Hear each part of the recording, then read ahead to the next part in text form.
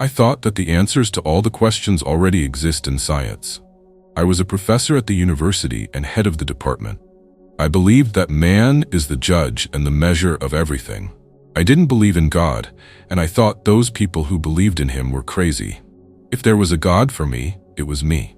I decided for myself what was good and what was bad, where the truth was and where it wasn't. I believed only in myself and was a cold-blooded man. Is how art professor Howard Storm describes his first half of life. Howard was born in 1946 in the city of Newton. From a very young age, the boy aspired to capture on paper everything he saw around him. His parents, noticing this tendency, sent him to art school. Then the young man went to continue his studies in California, where he received a master's degree in fine arts. A talented young artist was offered the position of professor at the newly established department at the University of Northern Kentucky. Howard was 38 years old when he experienced a clinical death, during which the professor visited another world. Storm claimed that during his posthumous journey, he found himself in a place that could be called the threshold of hell. Professor Storm, his wife Beverly, and a group of art students embarked on a 2-week tour of European cultural sites. They were in Paris, and the next morning they had to go to Amsterdam to fly home to America from there. It was Saturday. The couple visited the studio of French artist Eugène Delacroix and returned to the hotel. But then the terrible thing began. That's how Howard Storm himself described it. I suddenly had a feeling of nausea. I've had this happen several times during our trip, and I've been taking stomach pills, which have always helped. This time, I also took 2 pills and continued the conversation with one of my students. We talked about the plans for the day. I didn't even have time to finish my sentence when I felt such a sharp pain in my stomach, as if I had been shot at point-blank range. My knees buckled and I collapsed to the floor. I felt a burning pain, tried to restrain myself, but I couldn't and screamed at the top of my voice. The pain overwhelmed me, and I began to sink into the lava of agony. My wife ran into the room. I shouted at Beverly to call a doctor, but she froze in shock. I started swearing at her when I saw that she wasn't doing anything. She pulled herself together and called the hotel administrator, who said he would urgently call a doctor. A doctor arrived 10 minutes later. He asked me what was wrong while checking my stomach. He said that I probably had a perforation of the stomach or intestines. I urgently need to be hospitalized. I was taken to the hospital. The preliminary diagnosis was confirmed here. A hole has formed in the intestinal wall. The cause could be an ulcer or ingestion of a solid foreign object. I needed an emergency operation. However, there was only one surgeon on duty at the hospital on weekends, and he was currently busy.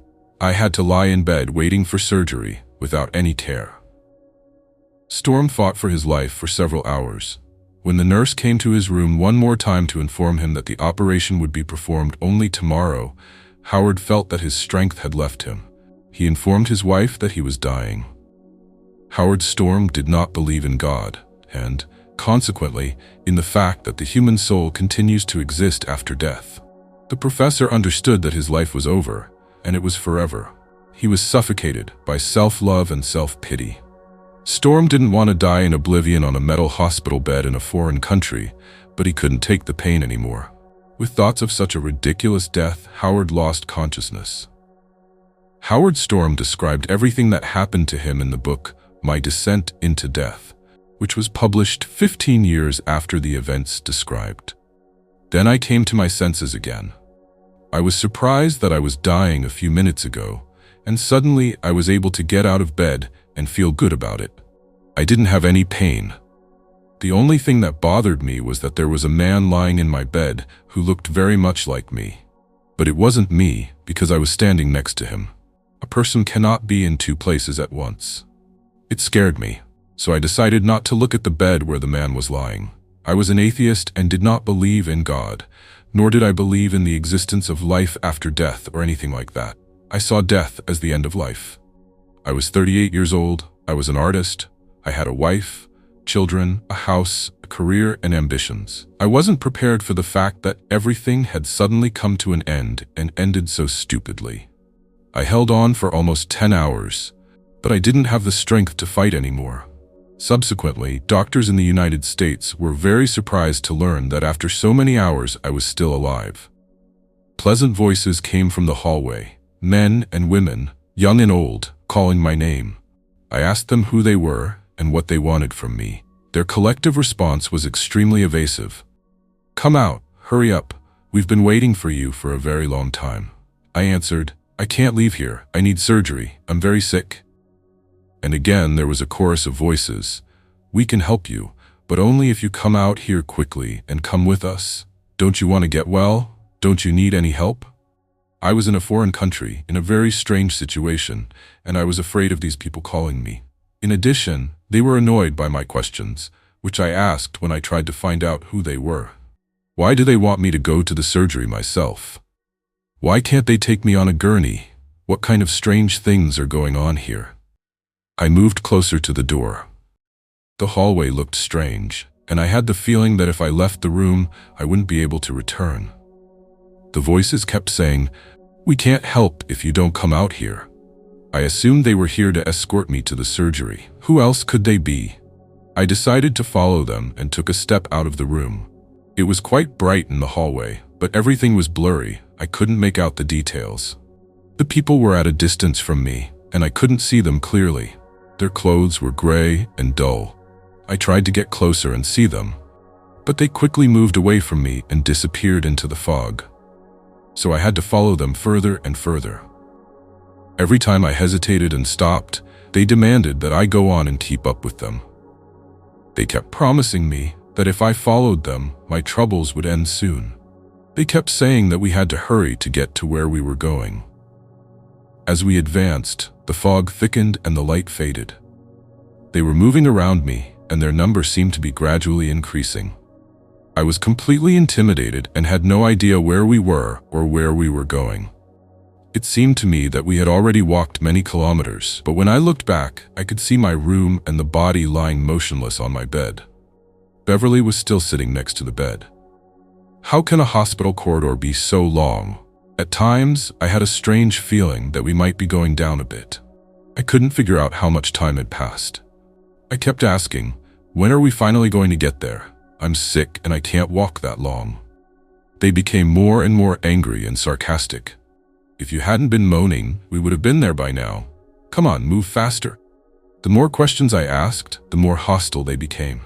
In the hospital room, I hoped to die and end my torment. Now I was forced to follow a crowd of insensitive people in an unknown direction. They started shouting and insulting me, demanding that I hurry up. The more pathetic I was, the more satisfied they looked. A feeling of fear grew inside me. It was all too real. In a way, I felt everything more keenly than ever. Everything that was happening was impossible, but it was happening in reality. I wish it was all a dream or a hallucination, but it was real. Everything I had experienced in my life before was a dream compared to how I felt about reality now. It was clear that their promise to help me was just a ploy to get me to follow them. I walked for a long time, lowering my eyes and trying to see something under my feet. When I looked around, I was horrified to find that we were in total darkness. I said I wasn't going any further and asked them to leave me alone. I accused them of lying to me the whole time. I could feel their breath on me as they shouted and hurled insults at me. Then they started pushing me, and I tried to resist. A wild barrage of taunts, screams, and punches began. I fought like a wild animal. They beat and tore me up. I couldn't see anything in the dark, but I could feel that there were already dozens or hundreds of them around me. My attempts to fight only provoked them to have even more fun. I knew they weren't in a hurry to finish me off. Each new attack caused a roar of laughter in the crowd. They started tearing off pieces of my flesh. They were not controlled by anyone. In the dark, I could feel the physical contact with them. The noise level was excruciating. Countless people were laughing, shouting, and jeering. My torment turned them on even more. The more I struggled, the more ecstatic it became. Eventually, I became too exhausted to resist. Most of them stopped torturing me because it no longer amused them, but some still gnawed at me and made fun of me. I was completely torn up. I was lying in the dark, in the most pitiful state. I haven't described everything that happened then. There are things that I don't want to remember. For many years, I've been trying to suppress the memories of what happened back then. But every time these events came back to my mind, and I recall these details, it becomes excruciatingly painful for me. I lay on the ground, my tormentors swarming around me, while a voice burst out of my chest. I don't know what it was, but I didn't say it myself. And this voice, which sounded like mine and came from my chest, said, "Pray to God." I remember thinking, why? What kind of stupid idea is this? It won't help. I don't believe in God. It's completely hopeless, and nothing can help me. I'm not going to pray, period. The same words were spoken a second time. I recognized my voice, but I didn't say it. How to pray? What can I say? I didn't know what words to say, even if I wanted to pray. My voice said the same thing again. This time it sounded clearer.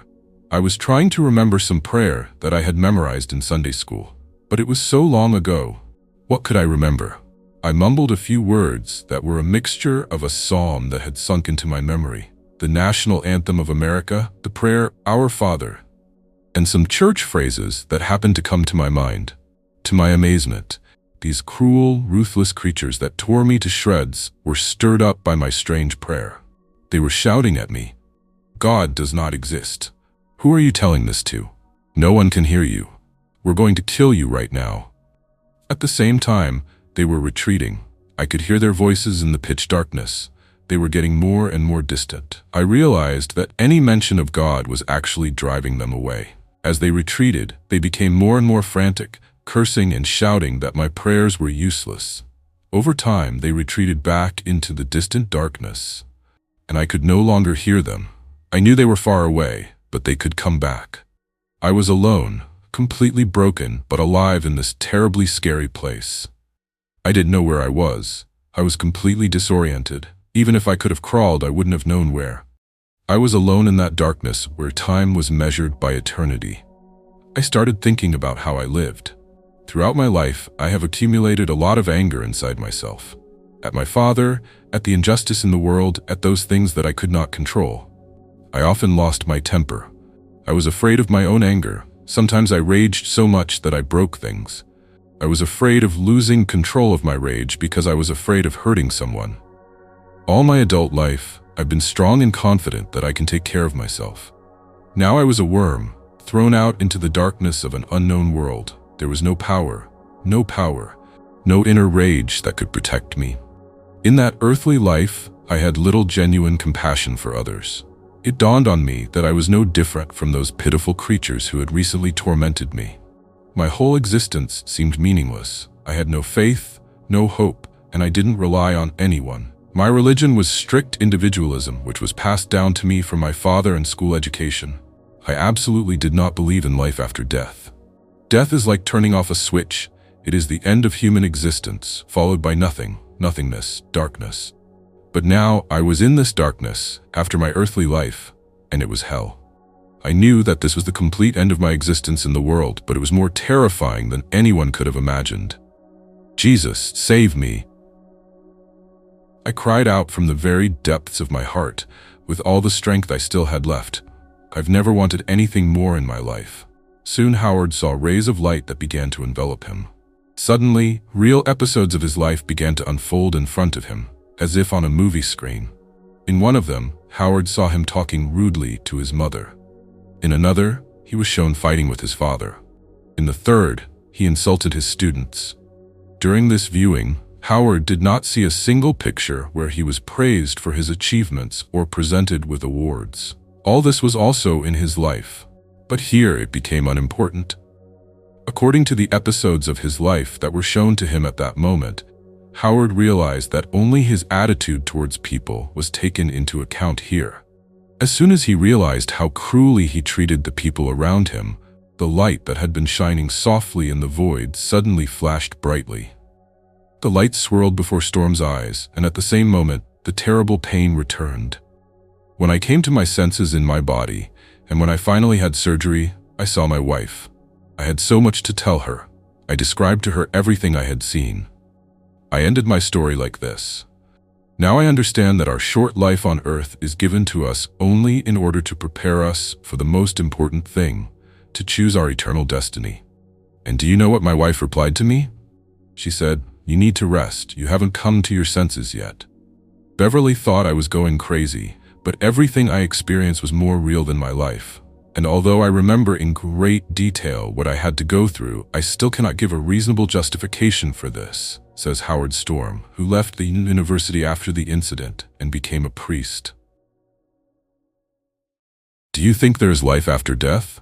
Write your opinion in the comments. If you want to learn more about life after death and the afterlife, then I recommend watching my other videos. Please don't forget to like this video if you liked it. See you soon and have a nice day.